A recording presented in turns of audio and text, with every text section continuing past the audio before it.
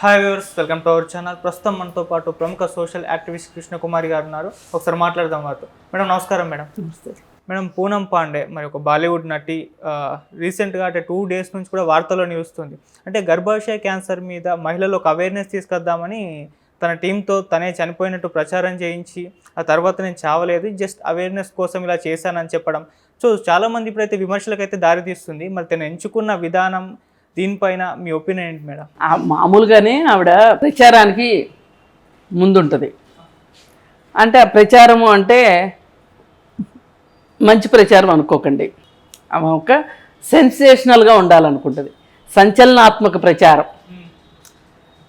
అయితే ఈ సంచలనాత్మక ప్రచారం వెనకమాల పూర్తిగా స్వార్థం ఉంటుంది. పూర్తిగా వాళ్ళ సొంత ఇష్టాలు ఉంటాయి. సమాజానికి పనికొచ్చే విషయం కాదు, సమాజానికి అవసరమైన విషయం కూడా కాదు. కేవలం ఆమె పాపులారిటీని పెంచుకుంటానికి పనికొస్తుంది తప్పితే వేరే ఏమీ లేదు. ముందుగా చూసుకుంటే ఆమె ఒక గ్లామర్ డాల్. ఒక గ్లామర్ డాల్కి ఏముంటుంది, ఆమె గ్లామర్ను చూపించుకోవటమే తెలుసు. అసలు గ్లామర్ని ఎలా పెంచుకోవాలి, ఈ గ్లామర్ ద్వారా సినిమాల్లోకి ఎలా వెళ్ళాలి, ఈ గ్లామర్ ద్వారా సినిమాల్లో ఎలా నటించి డబ్బులు సంపాదించాలి, తద్వారా ఒక పాపులారిటీని సంపాదించుకోవాలి అనే ఒక కాంక్ష ఉంటుంది తప్పితే వీళ్ళకి సోషల్ రెస్పాన్సిబిలిటీ కానీ సోషల్ అవేర్నెస్ కానీ ఏమీ ఉండవు. వాళ్ళకి అసలు సమాజం పట్ల అవగాహనే ఉండదు. సమాజం కోసం ఏమైనా చెయ్యాలి అని వాళ్ళు అనుకోరు. నిజంగా సమాజం కోసం ఏమైనా చెయ్యాలి అని అనుకుంటే వాళ్ళు అసలు ఆ అర్ధనగ్న దృశ్యాలు కావచ్చు, లేకపోతే సరిగా కాస్ట్యూమ్స్ విషయంలో అంటే వీళ్ళకి స్వేచ్ఛ ఉండకపోవచ్చు, అది వేరే విషయము.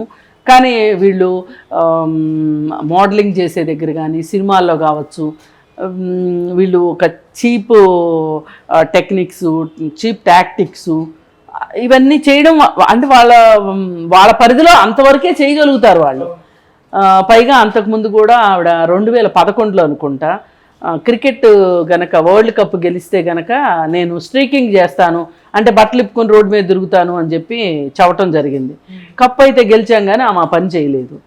సరే, చెయ్యమని మన కోరిక కాదు, అసలు ఎందుకు చెప్పాలి, అట్లాంటి అంత సంచలనాత్మకమైన విషయాలను ఎందుకు తీసుకోవాలి, అంత అవసరం ఏమొచ్చింది ఇప్పుడు అంటే ఆమె ఒక చీప్ టెక్నిక్ ద్వారా చీప్ పబ్లిసిటీ పొందాలనుకునే వ్యక్తి అనేది మనకి క్లారిటీ వచ్చింది.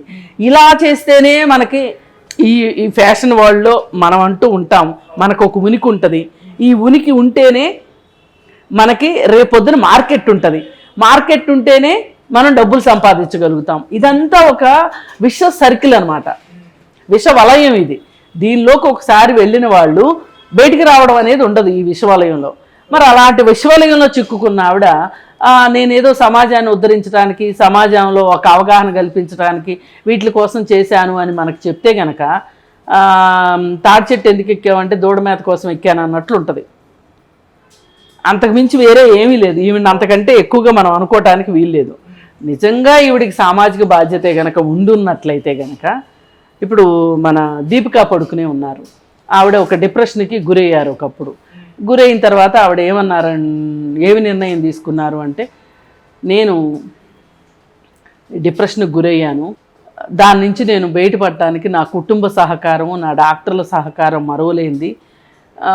మరి నాలాగా ఎవరైనా సరే ఇలా మానసిక అనారోగ్యానికి గురైతే గనక వాళ్ళకి నేను సహాయం చెయ్యాలి అని అనుకున్నాను.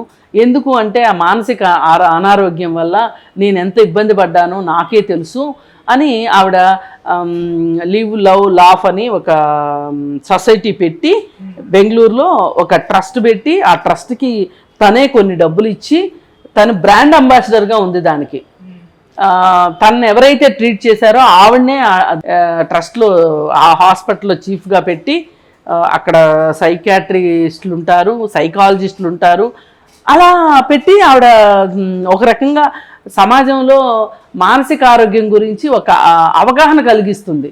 అలా చేస్తారు ఎవరైనా. అంతేగాని ఇలా చనిపోయాను అని చెప్పి నాటకాలు ఆడి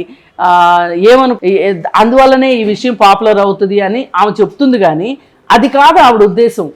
నేనంటూ నాలాంటి ప్రముఖమైన వ్యక్తి చనిపోతే ప్రపంచం ఏ విధంగా స్పందిస్తుంది, ఎవరేమనుకుంటున్నారు, ఎవరేమనుకుంటారు, నేను ఇలా చేసినప్పుడు ఇలాంటి ట్రిక్ ప్లే చేసినప్పుడు ఎంతమంది అమాయకులు బాధపడుతూ స్పందిస్తారు, ఎంతమంది ఏ విధంగా స్పందిస్తారు అనేది నాకు తెలియాలి. నేను బతికుండగానే నాకు తెలియాలి అనుకుంది ఆవిడ. అనుకుని అలా చేసింది తప్పితే వేరేగా అసలు మనం చూడక్కర్లేదు దీన్ని. ఎందుకంటే ఆవిడ మనస్తత్వం రీత్యా మనం ఇలా మాట్లాడుకోగలుగుతాం. ఇప్పుడు నెటిజన్స్ మొత్తం చాలామంది నువ్వు ఇంత దుర్మార్గంగా చేస్తావా, మమ్మల్ని ఫూల్స్ చేస్తావా, అది ఇది అసలు నువ్వు నీకు అవేర్నెస్ ఇవ్వటానికి కాదు, నీ పాపులారిటీ కోసం చేసావు, అది ఇది అని మాట్లాడుతున్నారు. ఇది పచ్చి వాస్తవం. అసలు ఆమెకు ఎవరిచ్చారు ఇంతమందిని ఫూల్స్ని చేసే హక్కు? ఆ హక్కుని ఎవరిచ్చారు అసలు? ఇప్పుడు ఎవరైనా సోషల్ మీడియాలో ఉండడం తప్ప, నెటిజన్స్ తప్పైతే కాదు కదా. నెట్ అంటూ ఉన్న తర్వాత నెటిజన్స్ ఉంటారు, సోషల్ మీడియా ఉన్న తర్వాత పార్టిసిపేట్ చేస్తారు. అసలు నీకు వాళ్ళ మనోభావాలతో ఆడుకునే హక్కు నీకు ఎవరిచ్చారు? అసలు నా ఉద్దేశం అయితే ఆమెను శిక్షించాలి ఈ విషయానికి. ఎవరైనా కేసు పెడతారేమో చూద్దాం, పెట్టాలి కూడా. ఇంకెప్పుడు ఇట్లాంటి బుద్ధిమాలిన పనులు చేయకుండా ఉంటారు. పైగా వీళ్ళకి ఇదొక సాటిస్ఫాక్షన్ అనమాట. చూసారా నేను ఎంతమందిని పిచ్చోళ్ళని చేశానో, ఎంతమంది నా గురించి మాట్లాడుకున్నారో. మామూలుగా అయితే పూనం పాండే గురించి పెద్ద ఎవరు మాట్లాడుకోరు, కానీ ఇప్పుడు మాట్లాడుకోవడానికి తెరదీసింది ఆవిడ. నిజంగా చనిపోయి తెరదీసిందా అంటే అది కూడా కాదు. ఇది కూడా ఒక అబద్ధం ద్వారా తెరదీసి అందరూ ఏమనుకున్నారో అన్నీ చూసి వాళ్ళ కామెంట్స్ అన్నీ చదువుకుంటా ఆమె ఎంత మానసిక ఆనందం పొందిందో. ఇది శాడిజం కదా. అందుకని ఇలా ఎవరైనా ఇట్లాంటి పిచ్చి ప్రయత్నాలు చేస్తే కూడా చట్టం ప్రకారం శిక్షించబడతారని చెప్దాం ఈ సందర్భంగా.